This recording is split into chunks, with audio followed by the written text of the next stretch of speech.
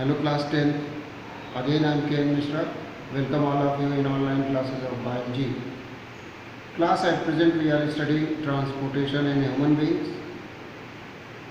In transportation in human beings, we have studied that the main responsibility, the basic function of transportation system is to transport digested food materials in every tissues, in every cells, and to carry out the excretory materials like carbon dioxide, like nitrogenous waste materials to the waste organs, that is kidneys, liver, etc.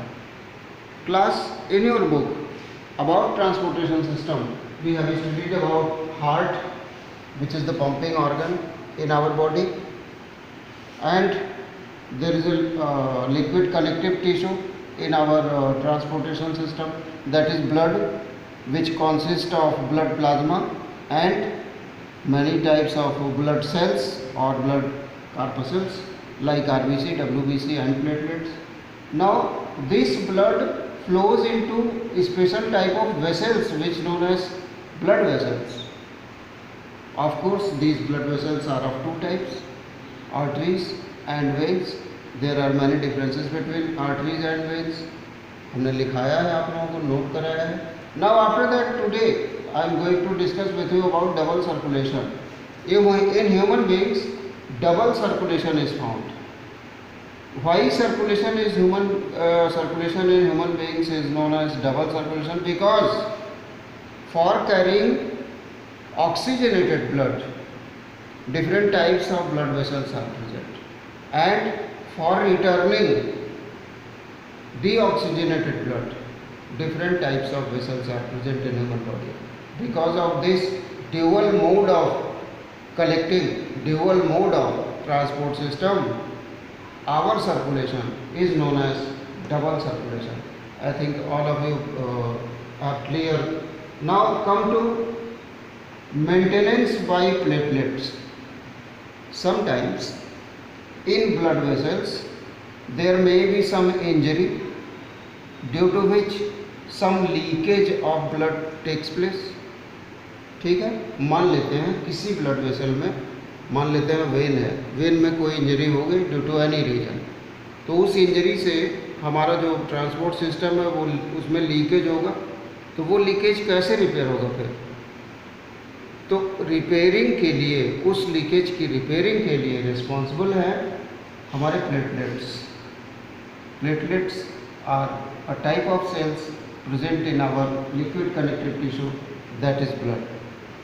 Clear? क्या function है इनका? Platelets blood को clot करने में help करते हैं, जिससे वो लीकेज बंद हो जाता है. ठीक है, आपको ऐसे बता देता है.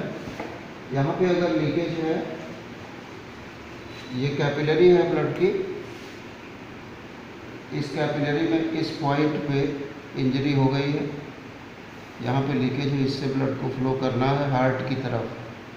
ये ऑर्गन है, ऑर्गन से हार्ट की तरफ वेन ले जाती है ब्लड को, तो इस वेन से ब्लड को ऐसे फ्लो होना है. यहाँ इंजरी हो गई है, तो क्या होगा, यहाँ से ब्लड बाहर निकलेगा. 2 ही मिनट के बाद क्या होगा, जितनी प्लेटलेट्स इस ब्लड में है वो यहाँ पे कलेक्ट हो जाएंगी, यहाँ पे कलेक्ट हो जाएंगी, जिससे ब्लड को बाहर निकलने का मौका नहीं मिलेगा. तो इस तरीके से रिपेयरिंग होती है हमारे ब्लड कैपिलरीज की. कौन करता है? प्लेटलेट्स करती हैं. कैसे करती हैं प्लेटलेट्स? ब्लड की क्लॉटिंग में हेल्प करके. ठीक है, तो ये मेंटेनेंस बाय प्लेटलेट्स आपकी बुक में टॉपिक है, इसलिए हमने बता दिया. उसके बाद lymph. Lymph is another type of liquid connective tissue present in our body, present in human body. अब लिम्फ क्या है?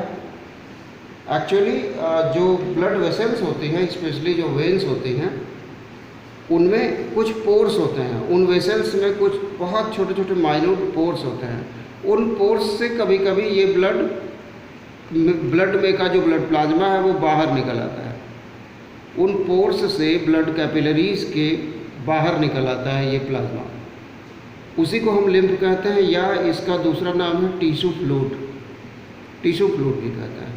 This tissue fluid contains proteins, contains digested food materials and they provide this digested absorbed food material, especially fats, to tissues or cells. Clear? This is about lymph. Acha, this lymph ultimately goes into lymph capillaries. Lymph capillaries are present in our body.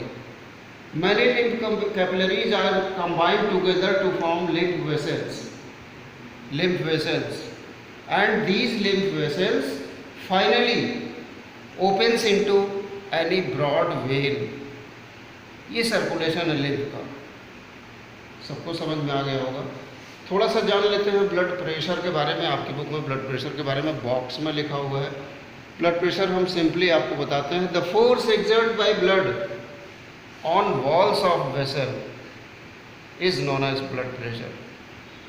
The force exerted by blood on the walls of vessels, blood vessels, is known as blood pressure. अब ये जो force है वो दो तरह का है. पहली बात तो ये फोर्स आर्टरी में अधिक होता है, वेन्स में कम होता है. दूसरी बात ये दो तरह का है. The pressure of blood on the walls of arteries during ventricular systole. Ventricular systole is called systolic pressure. Systole किसको कहते हैं? सिस्टोल कहते हैं कॉन्ट्रैक्शन को. और वेंट्रिकुलर सिस्टोल लिखा हुआ है, तो वेंट्रिकुलर सिस्टोल का मतलब हुआ नीचे वेंट्रिकल होता है हार्ट में, तो वेंट्रिकल्स का कॉन्ट्रैक्ट करना. तो कॉन्ट्रैक्ट करने पे ब्लड का प्रेशर वॉल्स पे अधिक लगता होगा, या रिलैक्स होने पे यानी डायस्टोल होने पे किस में अधिक लगता होगा? ये आप बताएंगे स्टूडेंट्स हमको कि किस में प्रेशर अधिक लगेगा वॉल्स पे. ये आपका होमवर्क है. और आपका होमवर्क ये भी है, ये क्वेश्चन नोट कर लीजिए. ये क्वेश्चन आपको करना है. What is blood, what is double circulation, and right A short note on blood pressure. This is your homework for today students.